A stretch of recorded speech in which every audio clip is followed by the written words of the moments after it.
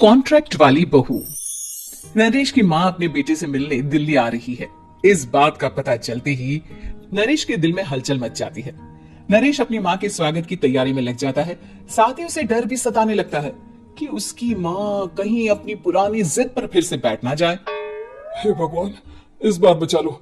अगले साल पक्का माँ की जिद पूरी कर दूंगा। तभी दरवाजे की घंटी बजती है। नरेश दरवाजा खोलता है तो सामने अपने मकान मालिक को देखकर हैरान हो जाता है, क्योंकि उनके साथ एक सुंदर सी लड़की भी थी। नमस्ते अंकल, कुछ काम था, मुझे बुला लेते। आपने क्यों कष्ट किया? अरे नहीं नहीं, इसमें कष्ट कैसा। मैं तो बस तुम्हें रीना से मिलवाने आया था। आज से रीना तुम्हारे साथ इसी फ्लैट में रहेगी। अंकल, कोई लड़का फ्लैटमेट नहीं है? एक अनजान लड़की के साथ रहना मेरे लिए थोड़ा अजीब होगा। देखो नरेश, मैं तुम्हें पहले भी बता चुका हूँ कि इस फ्लैट में तुम्हें किसी ना किसी के साथ एडजस्ट करना ही होगा, या फिर तुम अकेले पूरे फ्लैट का किराया दे दो, मैं किसी को नहीं रखूंगा। नरेश अपने मकान मालिक की बात सुन के रीना के साथ रहने के लिए तैयार हो जाता है, पर अंदर ही अंदर उसे ये बात खाने लगती है कि वो अपनी माँ को क्या जवाब देगा जब उसकी माँ रीना के बारे में उसे पूछेगी। दिन बीतने लगते हैं। नरेश और रीना अच्छे दोस्त भी बन जाते हैं, पर अभी भी नरेश अपनी प्रॉब्लम का सलूशन नहीं ढूंढ पाता। एक दिन नरेश बहुत परेशान सा बैठा होता है। तभी रीना उसे पूछती है, क्या हुआ नरेश, तुम काफी परेशान लग रहे हो, सब ठीक तो है ना? हाँ सब ठीक है, बस एक छोटी सी प्रॉब्लम है। वो एक्चुअली 2 दिन बाद मेरी माँ मुझसे मिलने आ रही है। अरे तो इसमें प्रॉब्लम क्या है, ये तो खुशी की बात है। हाँ रीना, बट मेरी माँ एक जिद लेकर बैठ गई है कि मैं शादी कर लूं, पर मैं अभी इस चीज के लिए तैयार नहीं हूँ। ऊपर से जब वो तुम्हें देखेगी तो 100 सवाल करेगी, क्या जवाब दूंगा? अरे इसमें कोई टेंशन वाली बात नहीं है। मेरे पास ना इस प्रॉब्लम का सोल्यूशन है, जिससे ना तुम्हें शादी करनी पड़ेगी और ना ही तुम्हारी माँ मेरे बारे में कुछ पूछेंगी। रीना की बात सुनकर नरेश सोच में डूब जाता है।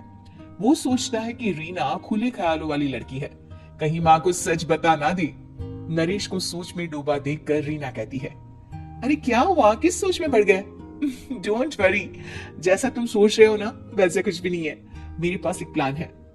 मैं कुछ समझ नहीं पा रहा हूँ, कैसा प्लान? मैं समझाती हूँ।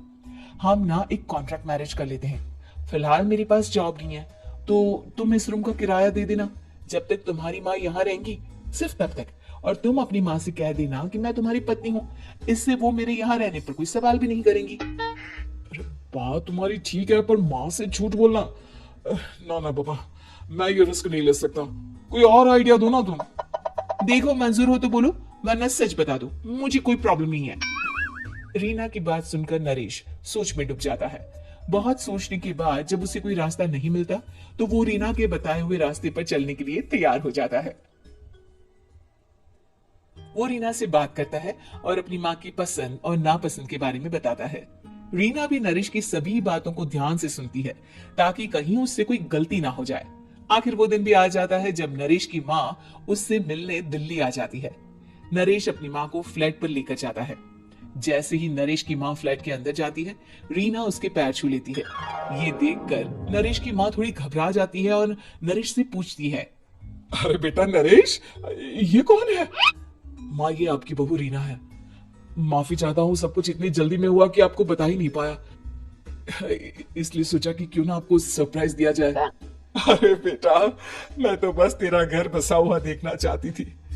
हाँ, बहुत अरमान थे अपनी इकलौती बेटी की शादी को लेकर, लेकिन कोई बात नहीं, शायद किस्मत को यही मंजूर होगा। ये कहते ही नरेश की माँ रीना को गले लगा लेती है। रीना बेटिया, मेरा बेटा ना थोड़ा नादान है, पर तुम काफी समझदार लगती हो, और मैं जानती हूँ कि तुम इसका बहुत अच्छे से ध्यान रखोगी। माँ आप चिंता मत कीजिए, मैं सब संभालूंगी। नरेश की माँ अपने बहू और बेटे के साथ खुशी खुशी रहने लगती है। दिन बीतने लगते हैं। नरेश की माँ और रीना का रिश्ता बहुत मजबूत होता चला जाता है। वो दोनों सारा दिन एक साथ रहती और खूब बातें करती। इधर साथ रहते रहते नरेश और रीना भी एक दूसरे से प्यार करने लगते हैं। दोनों को इस बात का एहसास हो जाता है, फिर भी वो इस बात को छुपा कर ही रखते हैं। एक दिन नरेश की माँ और रीना शादी के बारे में बात करने लगते हैं।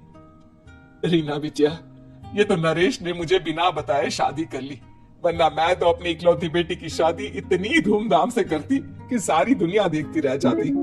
अच्छा माँ, आप ऐसा भी क्या करती नरेश और मेरी शादी में जो दुनिया देखती रह जाती। अरे बिटिया, एक माँ के अरमान तुम अभी नहीं समझोगी।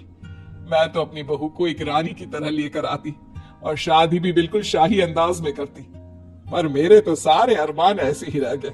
खैर, मुझे तो अपने बेटे और बहू की खुशी चाहिए बस। ये कहते हुए नरेश की माँ की आंखों में आंसू आ जाते हैं। रीना भी ये सुनकर ख्यालों में खो जाती है, क्योंकि वो भी मन ही मन खुद को नरेश की पत्नी और उसकी माँ की बहू मानने लगी थी। शाम को जब नरेश ऑफिस से घर आता है तो रीना खुद को रोक नहीं पाती और नरेश के सामने उसकी माँ को अपने और नरेश के रिश्ते का सारा सच बता देती है। रीना की बात सुनकर नरेश की माँ दोनों से बहुत नाराज हो जाती है और घर वापस जाने की बात करने लगती है। तुम दोनों ने मुझसे सच छुपाकर बहुत ठेस पहुंचाई है मुझे। अब तुम लोगों के साथ नहीं रहना चाहती मैं। कल ही वापस चली जाऊंगी अपने घर। माँ, मुझे माफ कर दो। ये सब मैंने रीना के कहने पर ही किया है, वरना मैं भी आपको कभी ठेस पहुंचाने के बारे में सोच भी नहीं सकता। हाँ माँ, हमने ये सिर्फ आपका दिल रखने के लिए किया। प्लीज हम दोनों को माफ कर दीजिए। तुम दोनों ने मेरे अरमानों के साथ खिलवाड़ किया है, और वैसे भी मुझे अपने बेटे के लिए एक अच्छी लड़की ढूंढनी है, इसलिए मेरा यहाँ से जाना ही बेहतर होगा। माँ की ये बात सुनकर रीना खुद को रोक नहीं पाती। माँ, क्या मैं आपके घर की बहू बनने लायक नहीं हूँ? रीना की बात सुनकर नरेश हैरान रह जाता है। नरेश की माँ भी कुछ समझ नहीं पाती। मैं कुछ समझी नहीं, आखिर तुम कहना क्या चाहती हो? माँ, मैं वो नरेश से बहुत प्यार करती हूँ और साथ ही साथ मैं आपको भी अपनी माँ मान बैठी हूँ। आज जब आपकी बातें सुनी तो खुद को रोक नहीं पाई, इसलिए सारा सच आपको बता दिया। रीना की बात सुनकर नरेश की माँ की आंखों में आंसू आ जाते हैं और वो अपने बेटे नरेश और रीना को गले लगा लेती है। मेरे घर की बहू तो सिर्फ रीना बिटिया ही बनेगी। मैं आज ही तुम दोनों की शादी की तारीख निकलवा दूंगी, बस एक बार तुम्हारे घर वाले मान जाए। उसी दिन रीना के माता पिता भी उनके फ्लैट पर आ जाते हैं। दोनों परिवार आपस में बैठकर बातें करते हैं और शादी के लिए राजी हो जाते हैं। रीना भी कॉन्ट्रैक्ट फाड़ देती है और कहती है, सही मायने में मैं अब बहू बनूंगी। अब तक तो सिर्फ कॉन्ट्रैक्ट वाली बहू थी।